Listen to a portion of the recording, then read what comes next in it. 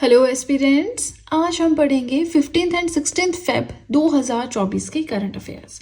तो जल्दी से निकालें अपना पेपर पेन एंड करें वीडियो के साथ में ही अपनी नोट्स मेकिंग स्टार्ट। आज की फर्स्ट न्यूज़ है ग्लोबल एमबीए रैंकिंग 2024। 2024 की ग्लोबल एमबीए रैंकिंग रिलीज की गई है। किसके द्वारा? फाइनेंशियल टाइम्स के द्वारा।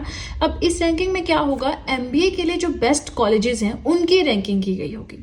अब ओवरऑल या बोलने ग्लोबल लेवल पे बात करें तो टॉप कौन सी यूनिवर्सिटी या कॉलेज ने किया है? सो वार्टन यूनिवर्सिटी ऑफ पेंसिल्वेनिया, इस यूनिवर्सिटी ने टॉप किया है ओवरऑल।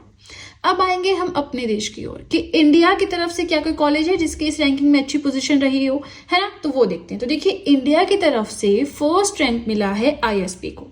आईएसबी है क्या? So here ISB is Indian school of business. ठीक है, इसे फर्स्ट रैंक मिला है इंडिया में। ओवरऑल अगर बात करें, जैसे कि टॉप किया है ग्लोबली वार्टन यूनिवर्सिटी ने, तो वैसे ही 31st रैंक रहा है इंडिया के इस आईएसबी का। ठीक है, एंड एशिया की अगर बात करें तो 5th रैंक है। आई होप आप आइडेंटिफाई कर पा रहे हो ग्लोबली का क्या मतलब है, इंडिया का क्या मतलब है एंड एशिया का क्या मतलब है। मतलब एशिया की जो कंट्रीज है उसमें 5वां रैंक है ना। ओवरऑल 31st रैंक है, इंडिया की तरफ से फर्स्ट रैंक है। ओके, सेकेंड न्यूज अगर हम देखें तो सिंगापुर एयर शो 2024 होना है रिसेंटली 20 से 25 फरवरी के बीच में चांगी एग्जीबिशन सेंटर में। अब सबसे पहले यस हम इस एयर शो के बारे में जानेंगे, बट उससे पहले सिंगापुर कहाँ लोकेटेड है, कौन से कॉन्टिनेंट में है, आसपास क्या है, कोई लैंडलॉक्ड कंट्री है या आसपास आपके ओशन से क्या है, इसके स्ट्रेटेजिक लोकेशन मैप पे देखो। जहां भी आप पढ़ने बैठे हैं, इंडिया का मैप, वर्ल्ड का मैप आपके सामने होना चाहिए, ताकि कोई भी कंट्री कुछ भी जिक्र हो आप एकदम से वहां पे देखें, है ना। इस तरह से आप देखेंगे, सिर्फ सिंगापुर नहीं 4-5 और कंट्रीज को भी देखेंगे तो वो मैप ऑटोमेटिकली आपके दिमाग में बन जाएगा। ठीक है ना, एक बार में सीखने वाली जानने वाली चीज नहीं है मैप, बहुत टाइम लगता है। फिलहाल हम सिंगापुर एयर शो के बारे में बात कर रहे हैं। तो इसमें पार्टिसिपेट किया गया इंडिया की जो एयरफोर्स का सारंग हेलीकॉप्टर डिस्प्ले टीम है उनके द्वारा। अब ये जो सारंग है ना, ये हेलीकॉप्टर का नाम नहीं है, ये है जो टीम इस हेलीकॉप्टर में बैठेगी, इसको चलाएगी, पूरा ऑपरेट करेगी, उस टीम का नाम है Sarang helicopter display team. 71 personal की टीम है और ये जो हेलीकॉप्टर है इसका नाम है ध्रुव। डिजाइन किया गया है हिंदुस्तान एरोनॉटिक्स लिमिटेड के द्वारा। अब यहाँ पे हिंदुस्तान एरोनॉटिक्स लिमिटेड के बारे में जानना है तो भैया आप थोड़ी सी गूगल सर्च कर सकते हैं।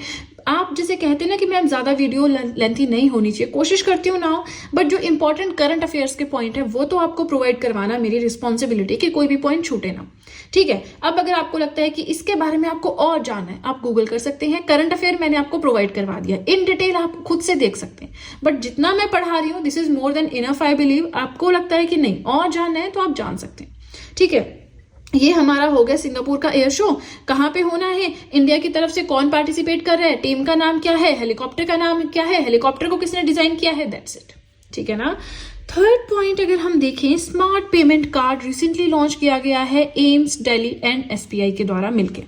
अब ये स्मार्ट पेमेंट कार्ड क्या है, तो देखिए ये आपका जो एम्स है वहां पे चलेगा ये card for hassle free payments. आपको पैसे लाने की जरूरत नहीं है, ये कार्ड बनवाया और वहां पे एम्स में आप इसके थ्रू पेमेंट कर सकते हैं। ठीक है, लॉन्च किया गया है हमारे जो हेल्थ मिनिस्टर हैं मनसुख मंडाविया उनके द्वारा। Being provided free of cost, no service charge. अच्छा, ऐसा नहीं कि जी इस पे आपको कोई सर्विस चार्ज माने कि मान लो 100 रुपए की कोई चीज है, आपको उस पर 10% सर्विस चार्ज देना पड़ रहा है, तो 100 रुपए की चीज 110 की पड़ रही है, नहीं, कोई सर्विस चार्ज नहीं देना है और इसके लिए कुछ पैसा भी नहीं देना है, फ्री ऑफ कॉस्ट आपको मिलेंगे। ठीक है, अब शुरुआत में तो ये एम्स में है ना हो रहा है, देखिए यहाँ पे लिखा भी है मैंने, soon the services of these cards will be extended across all the AIIMS in the country. फिलहाल एम्स दिल्ली में ये चीज इंप्लीमेंट होगी, एक बार सही से चल पड़ा काम, सब कुछ सही हो गया, फिर उसके बाद जितने भी एम्स हैं इंडिया में वहां पे हर जगह ये सर्विसेज जो है इस कार्ड की, स्मार्ट पेमेंट कार्ड की, वो फिर लागू हो जाएंगी। इंपॉर्टेंट है, क्या चीज इंपॉर्टेंट है इसमें, smart payment card, AIIMS Delhi plus SBI. Union health minister Mansukh Mandaviya. कहां से अभी स्टार्ट हो रही है, एम्स दिल्ली से स्टार्ट हो रही है, बाद में सारे एम्स में होगी, फ्री ऑफ कॉस्ट है, कोई सर्विस चार्ज है, सारी चीजें इंपॉर्टेंट है ना। एग्जामिनर कैसे क्वेश्चन डालता है वो आपको उस पर ध्यान रखना होगा ना। आगे चलते हैं, फोर्थ पॉइंट देखते हैं, बट इसी के साथ आपसे रिक्वेस्ट है कि वीडियो के साथ में नोट्स बनाएं। ऐसा नहीं होना चाहिए कि आप लोग नोट्स सिर्फ देख रहे हैं, पॉइंट्स देख रहे हैं, याद कर रहे हैं, नोट्स नहीं बना रहे हैं, स्क्रीनशॉट ले रहे हैं, चल रहा है काम। तो देखिए एक दिन का भी स्क्रीनशॉट लेंगे 5-6 स्क्रीनशॉट हो जाएंगे, तो इस हिसाब से 30 दिनों के कितने होते हैं, है ना, आप खुद से हिसाब लगा सकते हैं। तो आप इतने चीज़ों को फ़ोन से पढ़ेंगे कैसे? फ़ोन पे तो डिस्ट्रक्शंस ही बहुत हैं। आपको हार्ड कॉपी होना ज़रूरी है ताकि आप at the time of exam उसे रिवाइज कर सकें। तो वीडियो के साथ में नोट्स ज़रूर बनाएं, ठीक है? मैं यहाँ से सिर्फ आपको मोटिवेट कर सकती हूँ। अब मेरी बातों को इम्प्लीमेंट करना ना करना वो कंप्लीटली आपके ऊपर है, ठीक है? चलिए, फोर्थ पॉइंट हम देखें तो उड़ीसा ने रिसेंटली डिक्लेयर किया है, एक फॉरेस्ट है वहां पे, गुप्तेश्वर फॉरेस्ट, कोरापुट डिस्ट्रिक्ट में है उड़ीसा में। इसे फोर्थ बायोडाइवर्सिटी हेरिटेज साइट जो है डिक्लेयर किया गया है। अब अगर ये फोर्थ बायोडाइवर्सिटी हेरिटेज साइट है तो बाकी की 3 कौन कौन सी है? चलिए, ये पॉइंट अभी हमारा रहता है, इसे हम नेक्स्ट पेज पे कवर करेंगे। बट उससे पहले वीडियो पसंद आ रही हो लाइक जरूर करें। कोई भी फीडबैक हो, कुछ भी क्वेश्चन हो, आप कमेंट सेक्शन में मुझसे पूछ सकते हैं। और अब सीधे चलते हैं अपने नेक्स्ट पेज की ओर। नाउ हम पढ़ रहे थे उड़ीसा में गुप्तेश्वर फॉरेस्ट को बायोडाइवर्सिटी हेरिटेज साइट डिक्लेयर किया गया है। तो बाकी की 3 कौन सी है भाई? वहां पे यहाँ पे मैंने नाम लिखे हैं, मंदासरू है, महेंद्रगिरी है एंड गंधमर्दन है ना। तो ये आपको थोड़ा सा ध्यान रखना है, बहुत इंपॉर्टेंट नहीं है बट हो सकता है जो उड़ीसा से बिलोंग करते हैं उनके लिए बहुत इंपॉर्टेंट हो सकता है, बाकी नेशनल लेवल पे नॉट सो इंपॉर्टेंट। चलिए सीधे चलते हैं 5th पॉइंट की ओर। World digest world water awards 2023-24 के अनाउंस किए गए। अब ये क्या है? एक ग्लोबल इवेंट है जहां पे रिकॉग्नाइज किया जाता है एक्सीलेंस इन वाटर मैनेजमेंट। अच्छा, कौन सी अथॉरिटी ने, किसने जो है वाटर मैनेजमेंट में बहुत अच्छा काम किया, उन्हें रिकॉग्निशन प्रोवाइड करवाई जाती है। कैसे? अवार्ड्स देके। अब ये जो अवार्ड है न्यू दिल्ली में प्रॉपर सेरेमनी हुई है, प्रेजेंट किए गए जो हमारे जल शक्ति मिनिस्टर हैं गजेंद्र सिंह शेखावत, उनके द्वारा, ठीक है। अब हम यहाँ पे देखेंगे कि Noida authority and Tata steel की जो एफएमडी है, इन दोनों को जो है अलग अलग कैटेगरीज में ये अवार्ड मिला है, water digest world water awards. अब कौन कौन सी कैटेगरी में मिला है वो भी देख लेते हैं। जो नोएडा अथॉरिटी है इसे best STP category and best water reuse category में ये अवार्ड मिला है। अब ये एसटीपी क्या है? Sewage treatment plant. तो वाटर रीयूज क्या होता है, सीवेज ट्रीटमेंट क्या है, कैसे बेटर तरीके से हम सीवेज को सारा ट्रीट कर सकते हैं, ये सब सिंपल सी चीजें हैं, नाम से ही पता लगता है ना। ये चलिए हो गया। टाटा स्टील का एफएमडी क्या है? फेरो अलॉयज एंड मिनरल्स डिवीजन। इन्हें एक्सीलेंस इन डिजिटलाइजेशन कैटेगरी, काम जो है डिजिटल फॉर्म में बहुत अच्छे से कर रहे हैं तो उसके लिए रिकॉग्निशन मिली, ठीक है, याद रखना है। 6th पॉइंट अगर हम देखें, Usha Kiran Khan passed away recently. कौन थे? लिटरेचर से रिलेटेड थी, पद्मश्री अवार्डी, पद्मश्री भी इन्हें मिल चुका है। छोटे छोटे पॉइंट्स हैं, फटाफट से कवर करेंगे। 7th पॉइंट हमारा है महा स्वप्नी कुडू। ये क्या है? एक बुक का नाम है जो कि पी विक्रम ने लिखी है। इसका मतलब है अ ग्रेट विजनरी। ये बुक है on former CM of Andhra Pradesh. Andhra Pradesh के जो सीएम रह चुके हैं एन चंद्रबाबू नायडू, उनके ऊपर ये बुक लिखी गई है। पी विक्रम ने लिखी है। नाम आपने महास्वप्न कुडू इस तरह से आएगा, ग्रेट विजनरी नहीं आएगा वहां पे, ठीक है। चलिए 8th पॉइंट देखते हैं। हमारा पॉइंट है third women who became civil जज, tribal women who became civil जज इन तमिलनाडु। ट्राइबल वुमेन, अच्छा इनकी स्टोरी मैं देख रही थी तो इनकी जैसे आफ्टर डिलीवरी 2 दिनों के बाद ये अपना एग्जाम देने आई हैं, 200 किलोमीटर ट्रैवल करके आई हैं। तो बच्चा होने के बाद बहुत मुश्किल हो जाती है। इन्होंने स्टडी की, इन्होंने एग्जाम देने का इनिशिएटिव लिया, इतना लंबा डिस्टेंस ट्रेवल किया तो वो बहुत बड़ी बात है। उसके बाद एग्जाम भी क्लियर किया, ठीक है ना, एग्जाम भी क्लियर किया। इनका नाम है श्रीपति, तमिलनाडु की पहली ट्राइबल वुमेन जो सिविल जज बनी है रिसेंटली, है ना। इससे पहले भी हो सकता होगा, आई डोंट नो, एक बार देखना पड़ेगा। तमिलनाडु वालों, आपके लिए बहुत इंपॉर्टेंट चीज हो गई है ये, तो इनके बारे में ये सब आपको जानना जरूरी है। लेकिन जो तमिलनाडु से बिलोंग नहीं करते हैं, बाकी स्टेट से हैं, आप सेंट्रल लेवल की या स्टेट लेवल की प्रिपरेशन कर रहे हैं, तो उनके लिए ये इतना पॉइंट इनफ है। आगे आता है हमारा 9th पॉइंट, मंजी दादा पास्ट अवे रिसेंटली, स्पिरिचुअलिटी के पाथ पे कार्यरत थे, बगदाना आश्रम, गुजरात से बिलोंग करते थे, है ना। अब देखिए मैं आपको यहाँ पे बताना चाहूंगी कि आप सब चाहें तो GS hand written notes purchase कर सकते हैं, जिसमें history, polity, geography, economics, current affairs, art and culture, ये सारे सब्जेक्ट्स के नोट्स आपको मिल जाएंगे। नोट्स परचेज करने का लिंक मैंने डिस्क्रिप्शन बॉक्स में दे रखा है। चलिए इसी के साथ हमारा ये पेज भी होता है कंप्लीट। सीधे चलते हैं अपने थर्ड और अपने फाइनल पेज की ओर।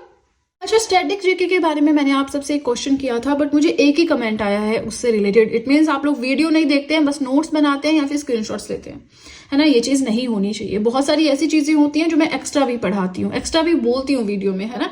सबसे इंपॉर्टेंट चीज कि स्टैटिक जीके डेली, क्या आप चाहते हैं कि मैं करंट अफेयर्स के साथ एक स्टैटिक जीके का टॉपिक भी कवर करवाऊं? अगर आप चाहते हैं, let me know in the comment section. बहुत जल्द फिर हम वो सीरीज, इसी में हम एक टॉपिक डेली, जैसे कि WTO पढ़ लिया, IMF पढ़ लिया, कोई अवार्ड भारत रत्न के बारे में पढ़ लिया, है ना, पद्मश्री के बारे में पढ़ लिया, इस तरह से पढ़ सकते हैं। तो अगर आप पढ़ना चाहते हैं, just let me know in the comment section, okay. आज का 10th पॉइंट अगर हम देखें, स्वयं योजना लॉन्च की गई, उड़ीसा के सीएम है नवीन पटनायक जी, उनके द्वारा। It will help people by providing them interest free loans up to ₹1 lakh. Rural areas में 18 से 35 एज में जो भी लोग हैं वो लोन ले सकते हैं 1 लाख रुपए तक, कोई इंटरेस्ट नहीं उनको देना होगा। इससे जो यूथ है ना, जो इस एज में फॉल करते हैं, इस एज कैटेगरी में फॉल करते हैं, वो अपना स्टार्टअप कर सकते हैं, जो बिजनेस वो कर रहे हैं उसे एक्सपेंड कर सकते हैं, तो एक तरह से उनको हेल्प करेगा, ठीक है। And who want to start or expand their businesses, यहाँ पे 448 करोड़ जो है 2 साल के लिए दिया गया। मतलब ये स्कीम सिर्फ 2 साल तक रहेगी, उसके बाद बंद हो जाएगी। तो 2 साल में जो भी 1 लाख रुपए तक लोन लेना चाहते हैं, इंटरेस्ट फ्री लोन है, इस एज कैटेगरी में फॉल करते हैं तो वो ले सकते हैं। ऑब्वियसली इसमें और भी बहुत सारी कंडीशंस होंगी, तो सारी कंडीशंस तो हम किसी भी स्कीम की पढ़ते नहीं है ना, लेकिन एक ओवरऑल सा ये स्कीम क्या बोलती है, किसने लॉन्च की, किससे रिलेटेड है, वो हमने देख लिया, राइट। 11th पॉइंट अगर हम देखें, इंटरनेशनल इंक्लूजन अलायंस कॉन्फ्रेंस 2024 की हुई है, न्यू दिल्ली में हुई है। न्यू दिल्ली का जो स्टीन ऑडिटोरियम है इंडियन हैबिटेट सेंटर में, वहां पे हुई है। अब ये इंटरनेशनल इंक्लूजन अलायंस कॉन्फ्रेंस जो है, ये क्या इसमें डिस्कस किया जाएगा? So it seeks to promote financial inclusion and societal inclusion. अच्छा, हम इन दोनों टर्म्स को बहुत अच्छे से डिस्कस करेंगे। आप बस साथ साथ में नोट्स बनाए, जो मैं बोल रही हूँ उसे सुनते चले। फाइनेंशियल इंक्लूजन क्या होता है? Availability and equality of opportunities to access financial services. Financial services आपकी क्या होती हैं, पहले ये समझ लो। जैसे कोई बैंकिंग सर्विस है, कोई स्कीम चल रही है ना, महिलाओं के लिए कोई स्कीम चल रही है, बच्चों के लिए कोई स्कीम चल रही है, बूढ़े बुजुर्गों के लिए कोई स्कीम चल रही है बैंक्स में, लेकिन लोगों को पता ही नहीं है। अब यहाँ पे क्या है, नॉलेज की कमी है। कोई लोन प्रोग्राम है, कोई इंश्योरेंस प्रोडक्ट्स हैं, कोई इंश्योरेंस स्कीम है, लेकिन लोगों को पता ही नहीं है। तो यहाँ पे क्या होता है, जो अर्बन एरियाज में एज वेल एज जो रूरल एरियाज में, ग्रामीण इलाकों में लोग रहते हैं, क्या उन सब के लिए फाइनेंशियल सर्विसेज अवेलेबल हैं? क्या उनके पास इतनी अपॉर्चुनिटी अवेलेबल है कि वो बैंक में जाए और सर्विसेज को अवेल कर सके? पहले तो नॉलेज होना जरूरी है, उसके बाद वो बैंक आसपास अवेलेबल होना जरूरी है। तीसरा, वहां से कनेक्ट, उस गांव से वहां के लिए कनेक्टिविटी होना जरूरी है ना। उसके बाद ये सारी चीजें जो है उसमें आती है। तो फाइनेंशियल सर्विसेज क्या हर एक इंसान तक पहुंच रही है ना, जिसके लिए ये बैंक कोई नई स्कीम लेकर आता है, गरीबों के लिए स्कीम लेकर आता है, विडोज जो होती है उनके लिए स्कीम लेकर आता है, तो क्या उन तक स्कीम्स पहुंच रही है? तो वो आता है फाइनेंशियल इंक्लूजन में। मतलब फाइनेंशियल सर्विसेज के अंदर इंक्लूजन, समावेश, सबको इंक्लूड किया जाए, कोई रह ना जाए पीछे। सोसाइटल इंक्लूजन, कोई फंक्शन हो रहा है, अच्छा उसमें इस धर्म के लोग या इस कास्ट के लोग या इस रेस के लोग नहीं आ सकते, तो ऐसा नहीं होना चाहिए। सोसाइटल इंक्लूजन मतलब सोसाइटी में किसी, आपने देखा होगा कि जैसे अपार्टमेंट्स होते हैं ना, बिल्डिंग्स होती हैं, वहां पे कोई फंक्शन हो रहा है, तो ऐसा नहीं होना चाहिए कि किसी एक रेस या कास्ट के लोगों को बाहर रखा जा रहा है। सोसाइटल इंक्लूजन माने सोसाइटी के हर एक पर्सन को उस प्रोग्राम में पार्टिसिपेशन मिलना चाहिए, irrespective of their caste, gender, race, religion. समझ रहे हैं? चलिए, अब थोड़ा बहुत तो सोसाइटल इंक्लूजन थोड़ा सा बहुत डेप्थ वाला टॉपिक है ना, बट बेसिक सा हमने समझ लिया। नाउ 12th पॉइंट हमारा आता है, स्टेट गवर्नमेंट जिन्होंने रिसेंटली एक बिल पास किया है बैनिंग हुक्का पार्लर्स। हुक्का पार्लर मतलब हुक्का स्मोक, हुक्का करते हैं जो है ना, हुक्का बीट करते हैं। तो अब क्या है कि हाँ, ये सही नहीं है हेल्थ के लिए, उस सब के ऊपर जो है बड़ी चर्चा हुई, तो वो सब हमने नहीं पढ़ना देखना है ना। तो ये है तेलंगाना असेंबली ने, स्टेट असेंबली ने ये बिल कर दिया है पास कि हुक्का पार्लर्स को करो बैन, बंद करो, ठीक है। चलिए 13th यानी आज का हमारा लास्ट पॉइंट है, ICAI के न्यू प्रेसिडेंट अपॉइंट किए गए हैं। कौन? रंजीत कुमार अग्रवाल। ICAI क्या है? Institute of chartered accountants in India. 72nd president ICAI के अपॉइंट किए गए हैं रंजीत कुमार अग्रवाल। इंडिया की सबसे बड़ी प्रोफेशनल अकाउंटिंग बॉडी है, मिनिस्ट्री ऑफ कॉर्पोरेट अफेयर्स के अंडर आती है। 1949 1 जुलाई को फॉर्मेशन हुई थी। अच्छा, यहाँ पे एक क्वेश्चन मेरे दिमाग में आ रहा है, अब आप सब मुझे बताएंगे चार्टर्ड अकाउंटेंट्स डे कब सेलिब्रेट किया जाता है? थोड़ा सा हिंट आपको इस वीडियो में मिल भी रहा है, बट आप मुझे कॉमेंट सेक्शन में बताएंगे। जितने ज्यादा कमेंट्स आएंगे मुझे समझ में आएगा कि उतने लोग वीडियो में इंडल्ज हैं, ठीक है। ये एक स्टैट्यूटरी बॉडी है। स्टैट्यूटरी बॉडी क्या होता है? जब देखिए, एक तो होता है कॉन्स्टिट्यूशनल बॉडी, मतलब संविधान में जिसका जिक्र है। एक होता है नॉन कॉन्स्टिट्यूशनल बॉडी, मतलब संविधान में जिक्र नहीं था जिस टाइम पे संविधान बना, लेकिन धीरे धीरे आगे चल के ऐसा लगा कि इस तरह की कोई बॉडी होनी चाहिए, तो वो हो गई नॉन कॉन्स्टिट्यूशनल बॉडी। अब नॉन कॉन्स्टिट्यूशनल बॉडीज भी 2 तरह की होती हैं, स्टैट्यूटरी एंड रेगुलेटरी। रेगुलेटरी छोड़ दीजिए फिलहाल, वो नहीं हम डिस्कस करेंगे। स्टैट्यूटरी बॉडीज वो होती हैं, स्टैट्यूटरी बॉडी एक तरह से क्या है? नॉन कॉन्स्टिट्यूशनल बॉडी है, मतलब संविधान में इसका जिक्र नहीं था, लेकिन बाद में इसकी जरूरत फील हुई तो ये बनाया गया।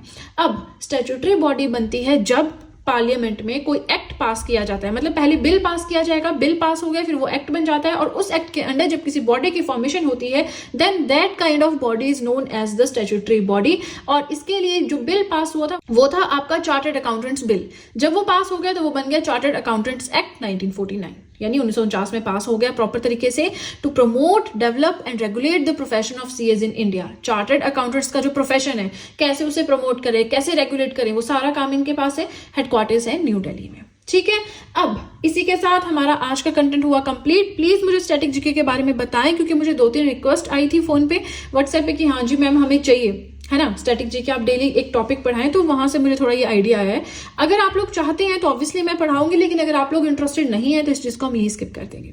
अब देखिए, इसी के साथ आपको बताना चाहूंगी कि आप सब चाहें तो मुझे इंस्टाग्राम पे फॉलो कर सकते हैं, आप सब चाहें तो मुझे टेलीग्राम अकाउंट पे ज्वाइन कर सकते हैं। दोनों का ही लिंक मैंने डिस्क्रिप्शन बॉक्स में दे रखा है। इसी के साथ वीडियो पसंद आए तो लाइक जरूर कीजिएगा, चैनल को जरूर सब्सक्राइब करें, बेल आइकन को प्रेस करें, सो दैट मैं जैसे कोई वीडियो अपलोड करूं सबसे पहले नोटिफिकेशन आपके पास पहुंचे।